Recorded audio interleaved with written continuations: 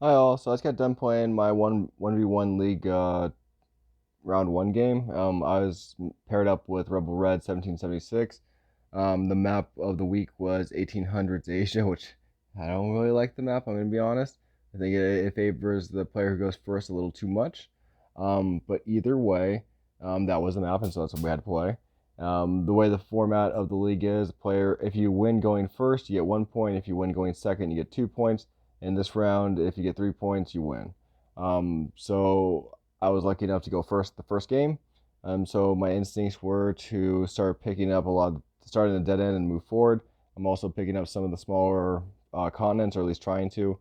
So I was trying to take Japan. He blocked me. Then he started to take Korea, but stopped. So I was like, all right, I'll fill in the rest of Korea. After that, then I took that specific square in the north. I like that square a lot because it causes the person a lot of problems. So if you can get that north one right in the dead center, go for that one. It's a really nice one to get. It's really good for route building. After that, then I took one in China just so I don't forget. And then I went ahead and started moving into Afghanistan. He gave me Afghanistan. Fortunately, I think what happened was when he took the one in India, I think he thought he had Afghanistan. I think he didn't see the border. The border is really hard to see in this map. So that was, I think, a little unfortunate. And same thing here. I think he got the northern one thinking that he got that continent. So I think he missed those two borders. I think he thought he blocked them, but in reality he didn't. It's unfortunate. It's very fortunate for me, but that's a very unfortunate mistake. One thing I do, and you'll see me do this throughout the match tonight, is I go ahead and toggle on like how much each continent's worth. What I'm doing is actually looking at the borders. They're a little bit more bold, and being that they take away a lot of the gray, the question marks, and all that stuff, I can easily see which ones I need, which ones I don't need to make continents. With the fog, you don't always get the little outline of the color, so it's a good little tip. Um, because in this map, essentially, if you go first and you don't make any mistakes, you should win. So for me, I was just making sure I was going for continents, making sure that I was blocking stuff, making sure that I wasn't blocking myself. So I had big routes. Did block myself in India, but it was worth it for the extra bonus troops. Um, but yeah, that was essentially my game plan going in. I did play. I think I played about 4 practice games beforehand before we played this one because we were really early to play. Being we were playing on Sunday, that's yeah. I mean, it was announced. We randomized at midnight Arizona time today, and so around 9 p.m. Yeah, it's about what 21 hours. So I mean, yeah, right there. Um, we're one of the first ones to play, if not the first ones to play our game this week. But yeah, what I found out is you can kind of cut the map in half. You can kind of do some blocking with the like you can get them kind of to separate the troops. There are force them to separate the troops, but ultimately, yeah, the person that goes first has a huge advantage. And if they're able to get a continents, I got 2 continents here. I'm gonna get even more troops. So at this point, as long as I don't block myself, I can create some really deep routes. And right here, I'm just trying to take as many territories as I can to lower his troop bonus each time. So if I can get more territories, then every 3 I get, he's getting one less troop in deployment. And that's kind of what I'm trying to do. I'm just trying to lower his troop count. Blew up on him, didn't even damage his big army. So I knew I was in for some pain this round because obviously it's his turn. But I was hoping I could save one. I was hoping I get one. I was like, if as long as I get one, like if I can keep one from being broken into, then I think I'll be okay. Um, but we'll see what happens. I also don't remember. So he's going. So he's moving. So he's moving west. Moves down. So he's already got into two. He left Korea for some reason. I think he left the three there. I don't know if he knows there's a. He should know the three's there because the one he has bordered to it. So he's not going to probably be able to break into Korea. So that's a free one we get back right there. And that's okay. Yeah. There. Oh, no, we didn't pull any back. So got the islands. The islands are big. That's that's gonna be a lot of troops, but I see why he needed to start breaking up this way, and then he doesn't get the dice rolls there. That's unfortunate. Yeah, but either way, like I said, if you're going first in this map, it's really hard to win going second. Um, you have to either force an error, you got to sneak a continent. You gotta kind of jam them up with their own like ones. You got to get kind of lucky. It's a tough one, man. Um, yeah. So I mean, this is pretty much a go first and you win map. I'll be honest. At least from my experiences, I'm hoping. I mean, we went early this week, so like I said, we're one of the earliest pairs to go. So I'm hoping we have to see a lot more. How to put it? At least see a lot more strategies for people going second. And so the more go seconds we see, maybe yeah, I'm wrong. Maybe this is a great one-on-one map. I just don't know how to play it. Um, and I'm sure we're going to see, especially towards the later part of the week, we're going to see some more advanced strategies. And I think at that point, it might be more viable. But right now, at this point, I mean, it's pretty much a coin flip. If you go first, you go second. That, or if you make, or if you can, like I said, you can force an error, or you're able to sneak something in where your opponent doesn't see it. But bottom line is, if your opponent's just paying attention, you know, it's like they're on their game and they're, you know, they're playing, you know, pretty solid, just mathematical game, they're gonna win. It's a tough map, but either way, that was round one. So since I went first, that would give me 1 point. All right, so now I'm up 1 point, and this would be game number two. Same map, obviously, same settings, and we will be going to see who gets to go first and second right now. Yeah, you want to go first in this map, you really do. Now, this time I was not fortunate. I did not go first. I even gave a little pouty cry sigh. I'm like, oh, I'm crying, you know. Um, and he started with the same move I did before. He started in Japan. So I did try to block him. From here, I did take that square up top. I talked about that square in the first game. That's a really important square because it really jams you up, especially on your routes. Um, and you can gain probably 2 troops out of it. Like if you blitz into that, you might gain 2 troops. Just giving you heads up because you can isolate that one and make it a dead end. And so it's a really good one up north. Took the dead end down the bottom right. From here, I'm toggling in those borders. I want to make sure I got something in India, and I'm making sure I'm going for Afghanistan, and I'm just filling in. You know, I'm trying to get the small continents as much as I can, or you know, and I'm also trying to bottleneck him, so to speak. So that's at least my game plan. Again, the person going first can get the troops first. They're gonna do damage first, so it's a really tough map. You can't really just like connect everything from your opponent and then build one army and try to run through. You won't make it far enough, and those counterpunch you so much that they'll get more troops than you will. And at that point, it's a war of attrition that you can't win. And so you need to gain about 7 troops in the first round. And that's really hard to do in an open map. And if they see your if you like make one big army, they see it and they just run over there and smack it, that's game over too. So I mean, you got to be able to split it up or hide it. And I mean, you can do some small some sneaky things with some of the manual selection, like I did with that one up top. Like that one up top's now a dead end.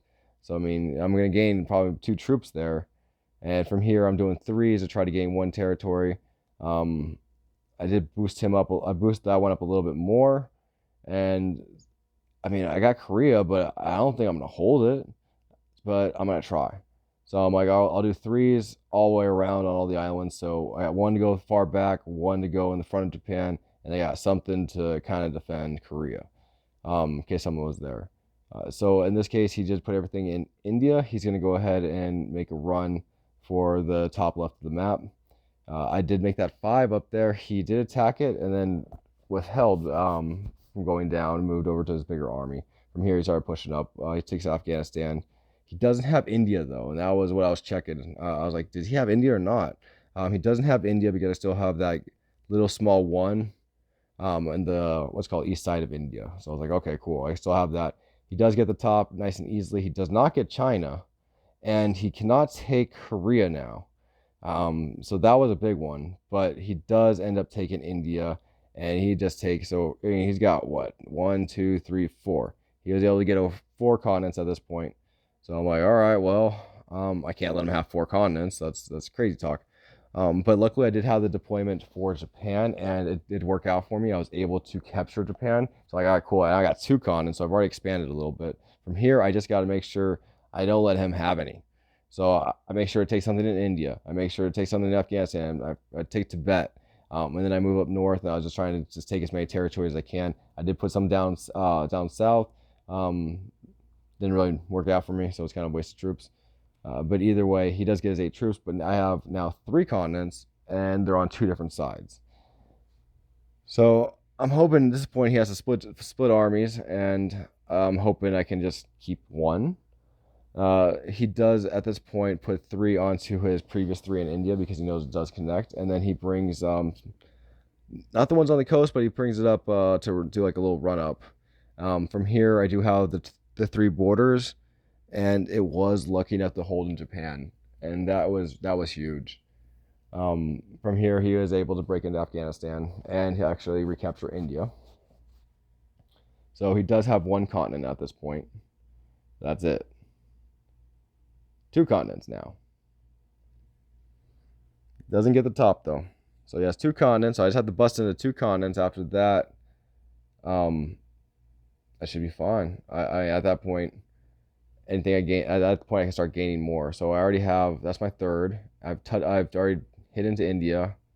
I got 4 now, and at this point, I started to just kind of finish out the top left. So I'm trying to remove. Oh, that was bad.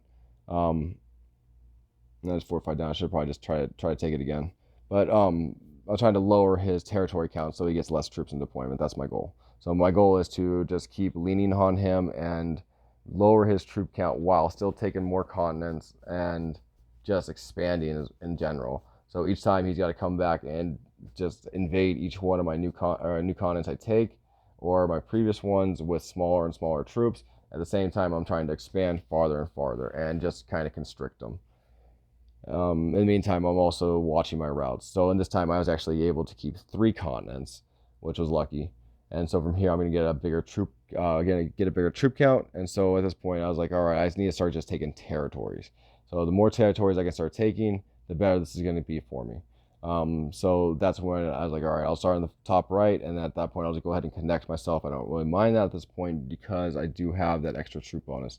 Unfortunately, I wasn't able to, I got a little greedy and I wasn't able to make it into Afghanistan. And so I did end up giving him a continent around. So that's definitely a big mistake.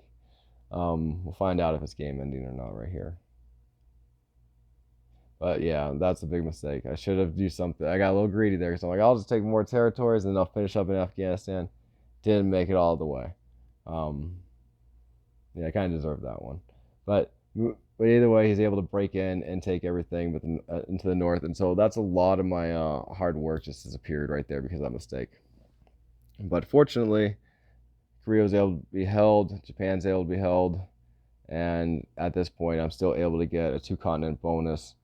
And from here, he's not going to be able to get that what's called continent bonus next round. So it wasn't too damaging, but it does put us into card territory. So cards should be something to be considered at this point because now I got 4 cards. Next round, if I don't use cards this round, next round I'm going to be forced to use cards. So he does use his cards. It is progressive. So he's only going to get 4 cards. It means I'm only going to get 6 on when I do my cards. So it's not too devastating at this point because it's not like he gets 10 cards plus like 2 troop bonus or like 4 troop bonus because he has the 2 cards, something like that. Now, it's not going to be that devastating. It's just going to give him another round where he's able to expand into more territories than he really should and bust up pretty much the left side. And then from here, I'm still going to have the 2 territory bonus, but now he has removed his cards from play at this point. So I'm able to then recapture everything that he was able to take. I'm able to invade India, which is what the big territory he does have at this point. And from here, I'm just able to take even more territories to lower his deployment total as well. And at this point, this round, I'm going to be forced to use cards. And luckily, I do have a set. Kind of have to, right? But either way, this time he doesn't have cards. He doesn't have any random continent bonuses. So he's just stuck with his 4 or 5 troops. So he's able to then bust into still through all of them, but at the very minimum, at the minimum you can essentially. So he's only able to leave a 1 border on each, and he was able to just to run and touch through each one. From here, I'm able to then get my cards. It's only 6, but it's able to give me a split army. It gives me something to run back what he did his damage from, and then it's also enough to give me enough to capture China. And from here, I'm just going to go ahead and rerun the path he just ran at me. So Essentially, he attacked me through a path. I'm going to go follow that path, and then I'm going to push even further into that path. Unfortunately, I wasn't able to capture India, but I was able to fortify it out to capture it next round. From here, he's only getting 3 troops. I do not have cards. He may have cards. It is very possible. He does have cards, and he will get 10 troops this time. I think it was only an 8, and he had a province. But again, that's going to give him enough troops to at least be able to invade all the mainland ones. But it's not going to give him enough to really capture a territory, secure it, and also take away mine. And so at that point, his cards will be gone. I should be the next one to get cards, hopefully. And I'll even get more because it's progressive. And so any damage he does do, I can just follow the path back, essentially, with more troops. At least that's my theory. But even here, I was still able to keep Japan and Korea. So I'm going to say Japan and Korea might be your saving grace if you're going second. It seems to be my saving grace in this game. You take away those two continents, there's no chance for me to win this. But yeah, that's that might be the saving grace. I think if you're able to take out the top right corner, and then focus the game around Afghanistan, yeah, you might be able to spread your opponent thin enough that they won't, and especially if you can cut the map in half with their troops so that they have like one line, like all ones, a straight line down the middle. If you can do that, then yeah, you might be able to separate enough troops to at least survive a couple rounds. I don't know if you'll be able to win, but that's a viable strat that should be looked at. But either way, at this point, I was able to get my cards, and I was able to keep some continent bonuses. And from here, I was able to go ahead and just do the final push to finish out the clean out. And it was the end of the game. Good game, RebelRed. Honestly, bad map, I'll be honest. And I know that you haven't been playing this map for a long time, so appreciate you playing and participating. Game's not over by any means. Anything can happen. And we still got Moscow Advance. Moscow Advance is going to be a wild round because that's going to be a coin flip game. I don't think anyone's going to come up with a go second strat in Moscow. It's too open, but we'll see. But either way, thanks for watching. If you liked it, give me a like or subscribe, and good luck to everyone else in the tournament. I'll see you guys in round 2.